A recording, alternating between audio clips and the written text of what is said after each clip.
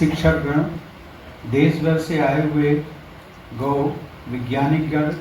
वैज्ञानिकगण तथा गो प्रेमी भाइयों एवं बहनों, आप सभी को नमस्कार और शुभेच्छाएं।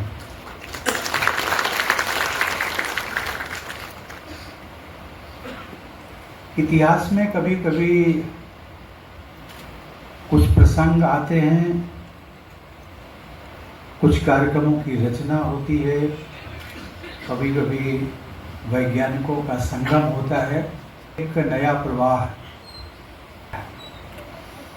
ये 2 दिनों का कार्यक्रम मेरी अपेक्षा भी है और मैं मानता भी हूँ।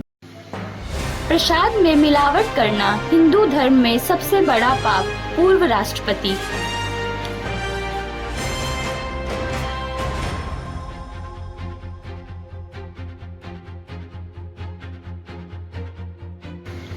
बाबा विश्वनाथ का प्रसाद मुझे मिला तो याद आया तिरुपति का प्रकरण। सभी मंदिरों में प्रसाद की जांच हो। पूर्व राष्ट्रपति।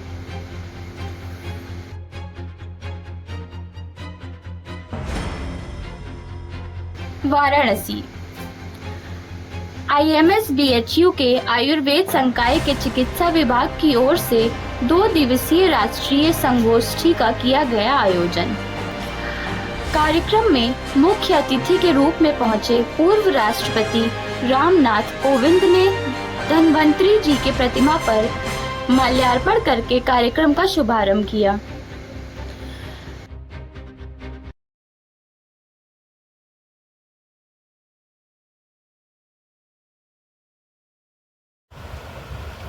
ऋग्वेद का एक सूत्र आता है, उसमें कहा गया है प्रजापतिर मेता रगाणु विश्वैर देवै पितृभि संविधाना शिवा केंद्र रही गौ माता। आज हम सब लोग देखते हैं कि अपने भोजन की तलाश में इधर उधर भटकने, कचरे के ढेर में भोजन को ढूंढते हुए पाई जाती है।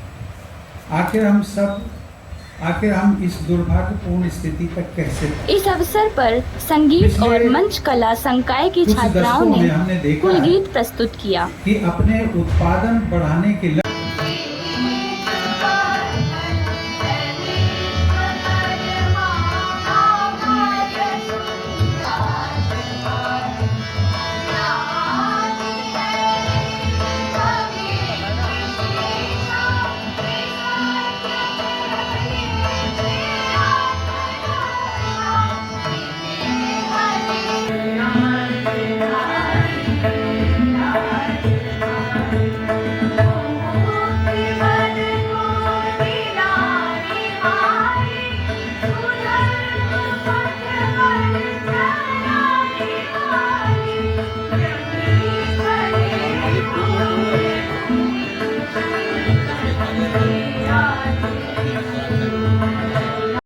इत्यादि में भी फायदा करता है।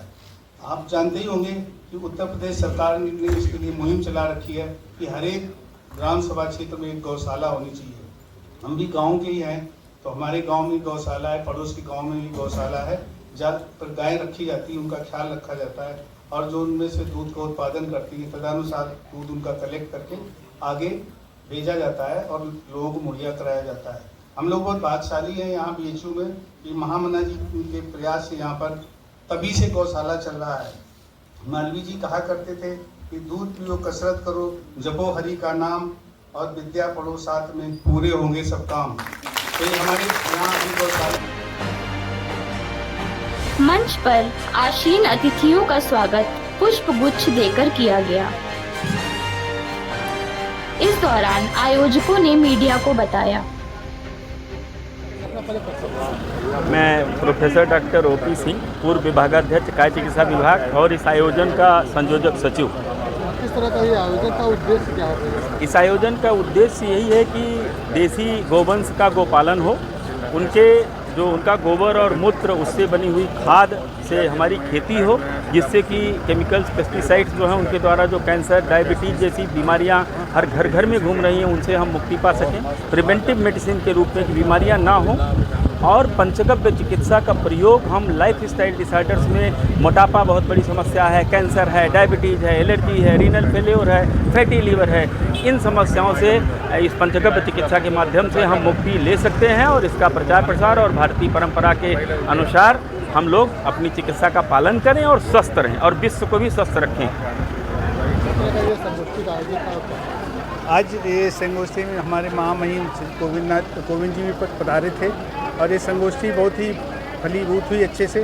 और ये जो इनके सेक्रेटरी हैं डॉक्टर ओपी सिंह साहब, इन्होंने बहुत ही अच्छे से यहाँ पर आयोजित किया है और जिसमें मेनली जो गो अनुसंधान से संबंधित उनके प्रोडक्ट और कैसे संरक्षण किया जाए इसके बारे में बृहद जानकारी दी जाएगी। सेमिनार है यहाँ पर, सभी लोग इसमें जो आमंत्रित हैं पूरे देश के, और वो सब लोग आपस में ज्ञान का भी एक्सचेंज करेंगे और आगे कैसे लाभकारी क्या करना है, अभी महामहिम ने भी उसके बारे में बताया।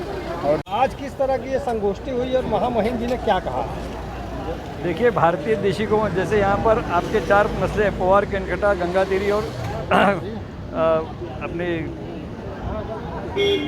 पोवार, केनकटा, गंगातीरी और खेरीगढ़, और बछौर बाजू में बिहार में कहीं गिर, साहिवाल, थारपुर, अंगोल, कांकरेज। भारतीय देशी गौ भारतीय जीवन का आधार रहा है। इसका गोबर गौमूत्र का दूध से ज़्यादा महत्व रहा है। दुर्भाग्य से हमारे पशु वैज्ञानिक खाली दूध के लिए गाय को समझ रहे थे कि दूध की मशीन मान रहे थे। उसका समग्रता से उपयोग खेती में गोवंश का गोबर गौमूत्र किसानों की कमाई 4 से 10 गुना बढ़ा रहा है। वो उसके खर्च कम कर रहा है, 80 से 100 गुना खर्च कम कर रहा है, उसकी आय बढ़ाकर उसके जीवन को ठीक कर रहा है। ज़मीन की बंजर भूमि ठीक हो रही है, पानी का जल स्तर बढ़ रहा है और हमारे रोग कम हो रहे हैं या एकदम न्यूनतम हो जाते हैं। किसान के स्वास्थ्य पर खर्च कम हो रहा है। ऐसे कई सारे काम गोवंश आधारित हो रहे हैं। उसको उन्होंने विशेषता से और ऐसे जैविक खेती को प्रस्थापित करना, घर घर तक ले जाना, गांव में इसका प्रचार प्रसार और जैविक रासायनिक का तुलना बताना, जिससे किसान जागरूक हो, गोवंश को पालन करे, वो जो रास्ते पे छोड़ रहा है वो बंद हो और गोवंश का उपयोग वो समझे। और ये सामाजिक उसका खुद का जिम्मेदारी है, ये शासन की उसको खुद करना है। ये करने के लिए पंचगव्य की गोमूत्र अर्क है, घनवटी है, आसव है, साबुन, टिकिया, मंजन, ये सब बड़े उपयोगी उत्पादन हैं। इनको समाज तक ले जाना है। इसको घर घर तक, जैसे हम बोलते हैं घर घर गाय, ग्राम ग्राम गौशाला, हमारी निरोगशाला, ये उत्पादन घर घर बने, किसान बनाए, गोपालक बनाए, गौशालाएँ बनाए और वो समृद्ध हो और उसको आय का जरिया, उसको रोजगार मिले। गोबर से गोबर शिल्प, मूर्तियाँ, कई चीज़ें बन रही है। ये किसान तक, गोपालक तक कि वो उसको करे और ये समाज इसको स्वीकार करके ये चीज़ें आगे बढ़े। तो देशी गोवंश का पालन, प्लास्टिक का उपयोग कम से कम हो। जो प्लास्टिक पेट में जा रहा है, वो कचरा प्लास्टिक कहीं कहीं ढूंढ रही है, उसका खान पान, उसका देखरेख बराबर समाज करे तो गोवंश आधारित व्यवस्था देश में खड़ी होगी। ये बहुत ज़रूरी है। तो सुजलाम सुफलाम सोने की चिड़िया बनेगा, ये करना है, बहुत आवश्यक है।